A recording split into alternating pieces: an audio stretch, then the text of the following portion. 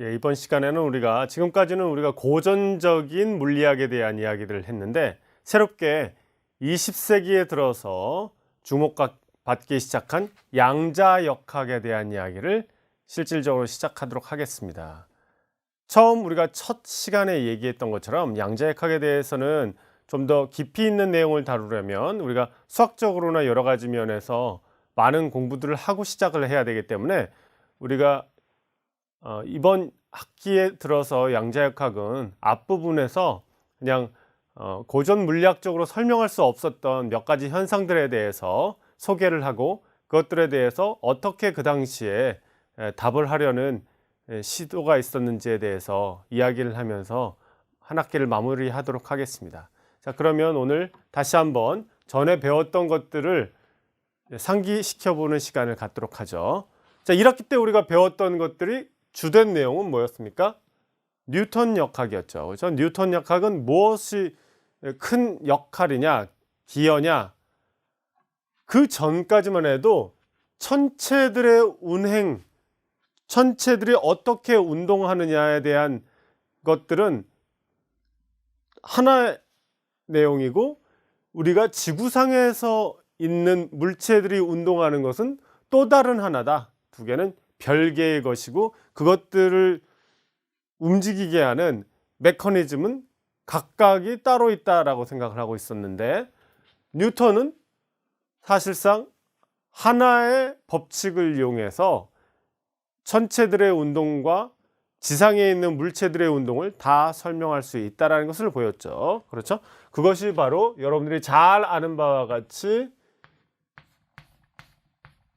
이것이 바로 운동량의 시간 변화율이 그 물체에 끼치는 외력으로 표현된다 하는 것이고, 그리고 상대론적으로 빛의 속력에 굉장히 가깝게 움직이지 않는 물체에 대해서는 그것이 간단하게 가속도에다가 물체의 질량이 곱으로 표현된다 하는 이와 같은 간단한 뉴턴 방정식을 이용해서 지구 밖에 있는 천체들, 그렇죠? 여러분들이 아는 항성이니 행성이니 소행성이니, 그죠? 유성이니 모든 천체들의 움직임들도 다 설명할 수 있고, 지구상 지표에 있는 물체들, 이런 것들의 움직임들도 다 설명할 수 있다라는 것을 보인 것입니다. 그렇죠?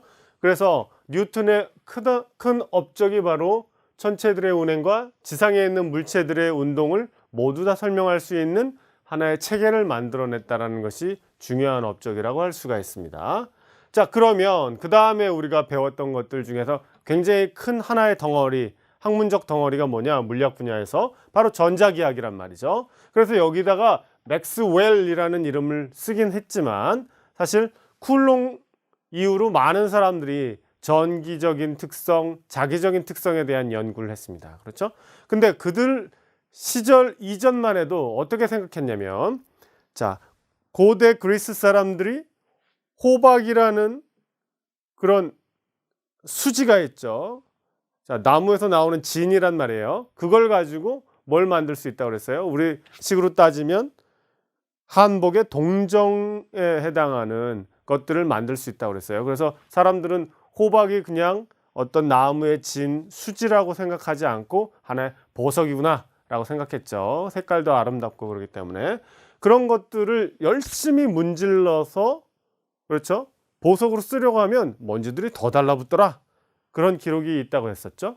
자, 그래서 그런 정전기라는 것은 하나의 현상이고, 또 자석이라는 것에 의해서 우리가 나침반을 만들 수 있고 그 나침반을 이용해서 지구의 북쪽과 남쪽을 또 이해할 수 있다 하는 것은 또 다른 현상이다라고 생각을 하고 있었는데, 자, 많은 과학자들이 자기라는 현상과 전기라는 현상이 별개가 아니었다라는 것을 보여주고 있습니다. 그렇죠? 그래서 전류가 흐르고 있어요. 전류는 전하죠. 전하가 움직이면은 그것이 자기장을 만들더라. 그런 것을 웨르스테드가 수업을 하다가 우연히 발견한 이후로 쭉 공부를 하게 되죠. 그렇죠? 파라데이나 이런 사람들이 자기적인 현상에 대해서도 열심히 연구를 하게 돼요. 그것을 데이터를 받아서 이론적으로 집대성한 인물 한 명이 바로 맥스웰이라는 인물이죠. 맥스웰이 그 방정식들을 다 이해할 수 있는 것들은 결과적으로 4개의 법칙이 있는데 그 첫 번째 법칙이 뭐였습니까? 그렇죠. 가우스 법칙이었죠. 가우스 법칙이 있고요. 가우스 법칙은 전기쟁에 대한 그리고 자기쟁에 대한 가우스 법칙이 각각 있고요. 그렇죠? 그 다음에 앙페르 법칙 배웠죠? 앙페르 법칙이라는 게 또 있었고요. 그렇죠? 그 다음에 또 뭐가 있었죠? 그렇죠. 패러데이의 법칙이라는 게 있었죠. 그죠? 이렇게 해서 4개의 법칙이 있단 말이에요. 가우스 법칙은 전기장에 대한 가우스 법칙, 자기장에 대한 가우스 법칙 해서 2개. 그 다음에 앙페르 법칙, 그 다음에 패러데이 법칙 이렇게 있었단 말이죠. 그런데 앙페르 법칙을 수정한 사람이 누구라고요? 그렇죠. 바로 맥스웰이란 말이죠. 앙페르 법칙에 약간의 문제점이 있다는 것을 알아내고 맥스웰이 그 방정식을 수정하고 났더니 무엇을 깨닫게 됐다고요? 새로운 파동 방정식이 존재하게 된다는 것을 깨닫게 됐고 그 파동 방정식을 기존의 파동 방정식들을 계산하는 그 방법론을 그대로 적용해서 보았더니 바로 전자기파라는 녀석이 있어야만 한다 하는 것을 알게 됐단 말이죠. 그래서 전자기파를 예측한 인물이 바로 맥스웰이라는 말씀을 드렸어요. 그렇죠? 그리고 맥스웰이 전자기파에 대한 특성을 이론적으로 계산하다 보니까 이와 같은 관계식을 갖는다 하는 것을 알게 됐죠. 그래서 자유공간 또는 우리가 쉽게 생각하면 진공의 투자율하고 그 다음에 유전율을 곱해서 루트를 씌운 다음에 역수를 취하면 그 값이 놀랍게도 맥스웰 시절에 이미 알고 있었던 빛의 속력하고 일치한다는 것을 알게 됐고 결국은 빛이 전자기파의 한 종류라는 것을 깨닫게 되었다 하는 것이 맥스웰의 업적이라고 할 수 있었죠. 그래서 19세기 중반에 맥스웰이 여기까지 업적을 세우면서 전자기파를 예측하고 그러면서 사람들은 이렇게 생각했죠. 아, 물리학이지 할 건 다 했구나. 그죠? 큼직큼직한 것들은 다 하고 그 다음에 정말 개미같이 작은 정도의 가치가 작은 것들만 남았구나 이런 생각을 했단 말이에요. 더 이상 큼직큼직한 것들을 새로이 만들어낼 일이 없을 것이다 라는 착각을 하고 있었죠. 그래서 나중에 또 우리가 말씀을 나누겠지만 우리가 아는 플랑크라는 인물이 대학교에 들어가던 시절에 대학교에서 뭐라고 그랬냐면 물리학과 교수님들이 이제 뭐 물리학 뭐 할 만한 거 별로 없어. 그냥 다른 과로 가지 그래. 이런 말을 했다고 합니다. 플랑크한테. 근데 플랑크가 이제 할 게 없다라는 것을 말했던 그 교수님들한테 나중에 한 방 먹이는 거죠. 할 것이 있다라는 것을 알려준 첫 번째 인물이 바로 플랑크가 된다는 것을 나중에 또 말씀을 드리겠어요. 그래서 지금 이 부분을 다시 한번 이야기하는 건 뭐냐? 19세기 중후반까지 사람들은 뉴턴이 만들어낸 뉴턴 역학과 많은 사람들의 힘으로 만들어낸 전자기학으로 충분히 물리학은 완성되었다라고 생각을 했었다 하는 거예요. 하지만 그 틀은 여지없이 그 잘못된 생각은 여지없이 깨지게 되죠. 왜 그렇게 되느냐? 우리가 물리학이 발전하는데 크나큰 역할을 하는 건 뭐냐? 우리가 빛을 연구하면서 라고 할 수가 있어요. 자, 지난번에 우리가 광학 시간에도 그런 얘기를 했었죠. 어떤 얘기를 했습니까? 도대체 빛의 기본 특성은 뭐냐? 빛은 입자냐? 파동이냐? 그걸 얘기했을 때 뉴턴은 강력하게 빛은 입자다라고 주장을 했다는 말씀을 드렸습니다. 그렇죠?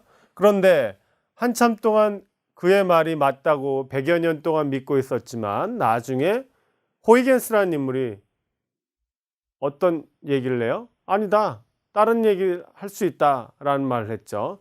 토마스 영이라고 영국의 물리학자가 자기의 대선배인 뉴턴의 말이 틀렸다는 것을 보여줍니다. 1800년대 초반이죠. 바로 이중 슬릿을 이용한 실험으로 빛이 간섭 현상을 일으킨다는 것을 보여주게 되죠. 간섭 현상을 일으키면 절대 빛은 입자가 아니죠. 파동이 가지는 기본 특성 중에서 하나가 간섭 현상이니까요. 자, 그와 같은 것들이 바로 빛을 우리가 점점 이해하면서 새로이 알게 되는 현상들이에요. 그런데 나중에 보니까 우리가 고전 물리학적으로 설명할 수 없는 현상들을 19세기 후반에 또 발견하게 된단 말이죠. 이거 다 완성됐다고 생각했는데 전자기학과 뉴턴 역학만 가지면 다 설명할 수 있을 거라고 생각했는데 빛이 물질과 상호작용하는 여러 가지 현상을 더 깊이 있게 연구하다 보니까 고전 물리학으로 설명할 수 없는 현상들이 나타나는구나. 이거 어떻게 할 거냐? 얼마나 놀랐겠습니까? 그죠? 다 설명할 수 있을 거라고 착각하고 살고 있었던 당시 과학자들은 놀랐겠죠. 그런 예들이 뭐냐? 원자가 보여주는 선 스펙트럼을 도대체 어떻게 고전적인 역학과 전자기학으로 설명할 거냐? 못했단 말이죠.